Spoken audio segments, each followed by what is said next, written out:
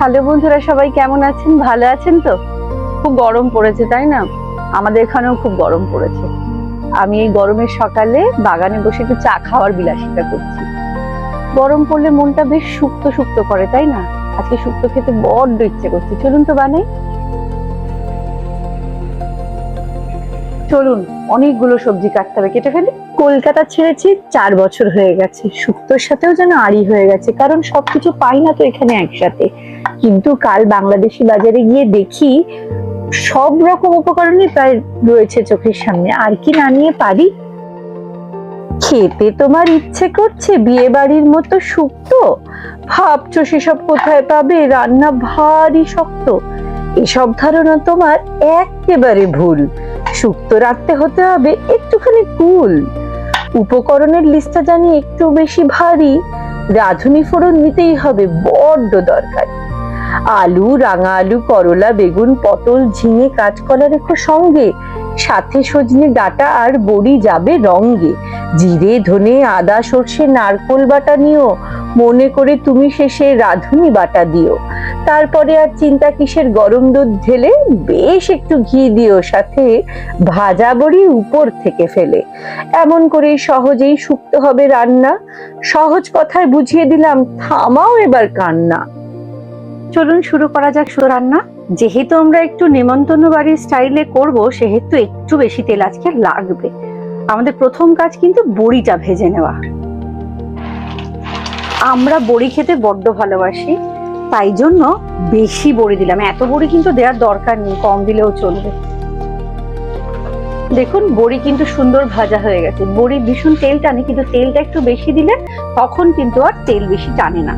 এই রেসিপিটা আমার মায়ের, খেলে পরে আমার মায়ের হাতে শুক্তো সবাই হয়ে যেত তার ভক্ত। এবার আমরা করলাগুলো ভেজে নেব।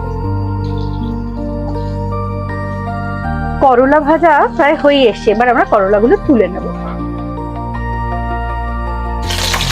এবার আমরা সজনে ডাঁটাগুলোকে ভেজে নেব।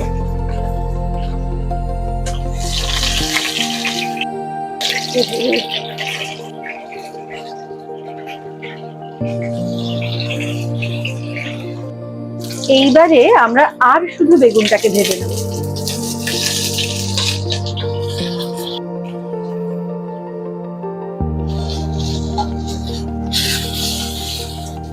এইবার আমরা ফোড়ন দিয়ে দেবো। আমি দিচ্ছি একটু সর্ষে ফোড়ন, রাঁধুনি ফোড়ন, আর আমি দিয়ে দেবো আদা বাটাটা।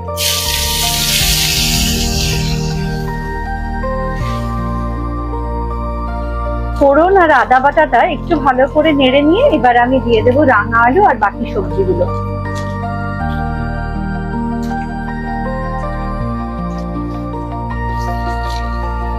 এবার আমি একটু নুন দিয়ে দেবো, অল্প করে দেবো, 1/4 টিস্পুন মতো দিলাম। এবার পেঁপেটাও দিয়ে দিচ্ছি। এবার আমি একটু ঢাকা দিয়ে ভাপিয়ে নেব। বেশ মজে এসছে। এবার আমি মশলা দিয়ে দেবো।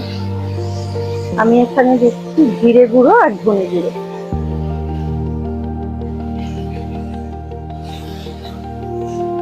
আমি জিরে আর ধনেটাকে একটু মজতে সময় দেব, আবার ঢাকা দিয়ে দেবো। মিনিট 2 হয়ে গেছে। এবার আমি দিয়ে দেবো সর্ষে বাটা।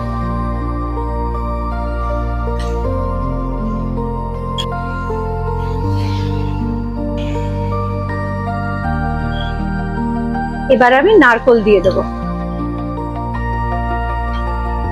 আমি একটু বেশিই দিলাম নারকোল, নারকোল বেটে রেখেছিলাম।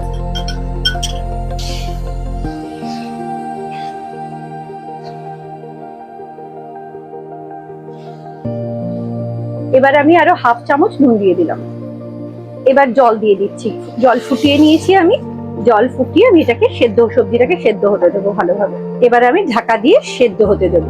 বেশ মিনিট 5-7 হয়ে গেছে। আমি বেশ একটু মজে এসছে। এইবারে হালকা করে ভেজে রাখা কাঁচকলাগুলো দিয়ে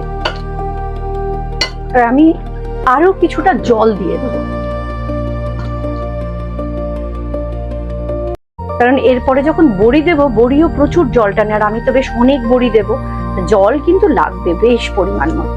বেশ কিছুক্ষণ, মিনিট 10-15 হয়ে গেছে, সেদ্ধ হচ্ছে, সুন্দর নরম সুসিদ্ধ হয়ে গেছে। এইবারে আমরা ভাজা বেগুন, করলা আর ডাঁটাটা দিয়ে দেব। এবারে আমি ডাঁটাগুলো দিয়ে দেবো, আরো একটু নুন, অল্প নুন, একটু চিনি দেব। হ্যাঁ, শুক্তো যদিও তেতো রান্না, তবুও তার মধ্যে কিন্তু চিনি পড়ে। এইবার আমি দিয়ে দেবো দুধ। দুধটা কিন্তু পছন্দ মতো, যে যতটা দিতে চান, আপনাদের ভালো লাগবে যেরকম। আমি যেমন একটু বেশি ভালোবাসি আর বেশ বড় করে বানিয়েছি, তাই আমি বেশ একটু দুধ দিয়ে দেবো, 200 ml মতো। এটা কিন্তু অপশনাল, আপনারা আপনাদের ইচ্ছে মতো দেবেন। আমি আর একটু নুন আর একটু মিষ্টি দিয়ে দিচ্ছি। এইবার আমি আসল উপকরণ দেব, রাঁধুনি গুঁড়ো। রাঁধুনিটাতে মিক্সিতে আমি বেটে রেখেছিলাম। এইবার আমি উপর থেকে ভেজে রাখা বড়িগুলো দিয়ে দেবো। রান্না কিন্তু আমার শেষ। বড়িগুলো খুব মুচমুচে, সেই জন্য আমি বড়ি দিয়ে বেশিক্ষণ ফোটাবো না। এই দেখুন কত সহজে ভেঙে যাচ্ছে। এই রান্না কিন্তু একটু রাজকীয় স্টাইলের রান্না, তো একটু ঘি কিন্তু আমি দেব, তবে না হবে নেমন্তন্ন বাড়ির মতো শুক্তো।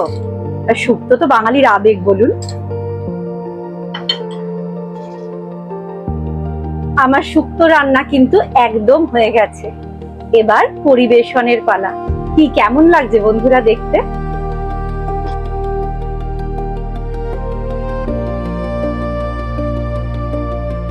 শুক্তো তো বাঙালির আবেগ, আমরা সবাই শুক্তো খেতে ভালোবাসি। কিন্তু আগেকার দিনে যখন পাত্রপক্ষ কন্যা দেখতে যেত, সে সুপাত্রী কিনা বিচার করার জন্য সে শুক্তুনি রাঁধতে পারে কিনা জিজ্ঞাসা করা হতো। এখনকার দিনে অবশ্যই সেরকম কিছু হয় না, সেটা ভালো। কিন্তু আমার শুক্তোটা কেমন হয়েছে চলুন স্বাদ করে দেখি।